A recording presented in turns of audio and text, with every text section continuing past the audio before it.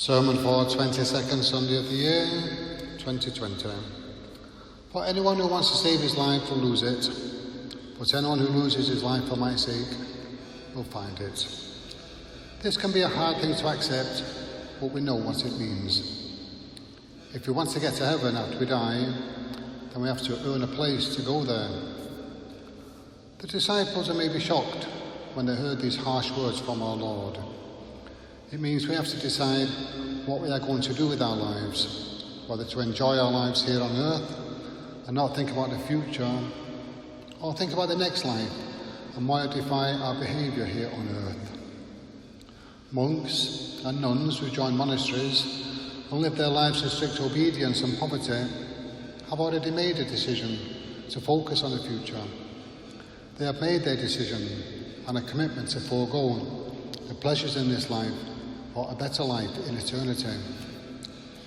Our Lord was telling the disciples that they must renounce themselves and take up their cross in order to follow him.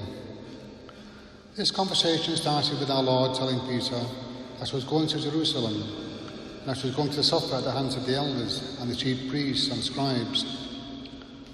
These were the people that our Lord had continually clashed with, and he had many arguments with them about interpretations of the law and prophets. They were still stuck in the time of the 10 Commandments and were obsessed with vengeance and retribution, eye for an eye and a tooth for a tooth.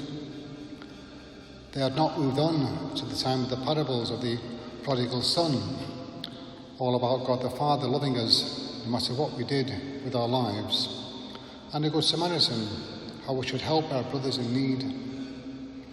They failed to appreciate the miracles our Lord did, raising the dead, clothing the blind, deaf and dumb, cleansing lepers, driving devils out of people who were possessed by evil spirits. Our Lord challenged the disciples by saying, "What can a man gain if he wins the whole world, but ruins his life in eternity with God?"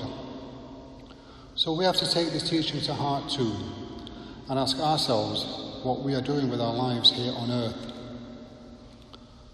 Our Lord actually loses his patience with Peter and says, "Get behind me, Satan, you are an obstacle in my path."